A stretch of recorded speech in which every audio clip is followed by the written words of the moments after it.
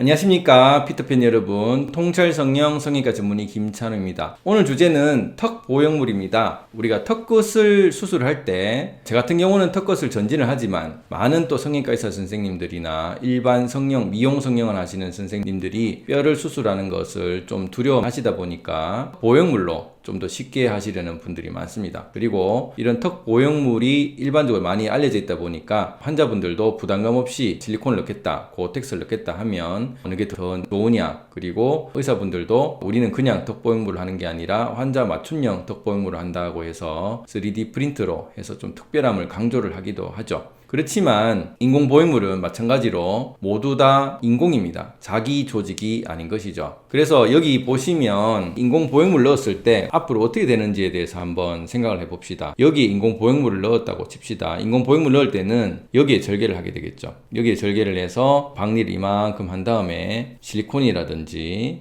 매드포아라든지 고텍스라든지 이런 갖가지 종류의 인공 보형물을 넣을 수도 있고, 거기에 칼빙을 해서 잘라내서 조각을 해서 만들기도 하고, 요즘은 3D CT를 회사에 보내서 인공 보형물을 고객 맞춤형으로 만들기도 합니다. 어찌됐든 이 인공 보형물을 넣고 나면 그 당시 모양을 떠나서 모양이 마음에 들든 안 들든 이게 시간이 지났을 때 어떻게 되냐면, 보통 무턱 환자분들이 인공 보형물 넣겠죠. 이거를 뭐 3mm짜리, 5mm짜리, 심한 사람들은 1cm짜리의 보형물을 넣게 되게 되면 무턱이면 무턱일수록 그만큼 많은 더 큰 보형물을 넣어야 되기 때문에 우리가 말을 하거나 입을 다물거나 할 때 턱끝을 압박을, 이 턱끝의 피부가 턱끝에 있는 정중 근육이 누르게 됩니다. 이런 실리콘을 누르게 되면 이걸 매일매일 그런 입을 다무는 버릇을 계속 가지게 된다면은 점점점 압박이 되면서 나중에는 1년, 2년, 3년 지나면 나중에는 1mm씩, 또 3년 지나면 또 1mm씩이 침식이 되겠죠. 점점 침식이 되면 뼈가 이제 깎여 나가기 때문에 나중에 여기 보시면 여기 송곳니가 보이시나요? 이 송곳니, CT상에서 보시면 아시겠지만 이 송곳니가 더 밑으로 내려와 있습니다. 그러면은 이 인공 보형물이 송곳니 근처까지 만약에 침식이 된다, 한 3mm, 4mm 되면 침식이 되기 때문에, 그러면 이 치아가 갑자기 시리다, 수술하고 10년이 지나서 갑자기 치아가 시리다고 해서 치과를 가게 됩니다. 치과를 가서 검사를 해보고 엑스레이를 찍어보니까 인공 보형물이 신경을 누른 것 같다라고 해서 나중에 그 해당 병원에 가시면 복잡해지는 일들이 생기는 것이죠. 그래서 이런 인공 보형물을 넣을 때는 단순히 모양만 생각하시는 게 아니라 기능적인 부분을 생각을 하셔야 되기 때문에 뼈의 침식을 막기 위해서라도 인공 보형물을 쓰지 않고 자가 조직을 쓰는 게 좋겠다라는 생각이 듭니다. 그래도 나는 내 몸의 뼈를 분리를 해서 하는 걸 싫다라고 하시는 분들은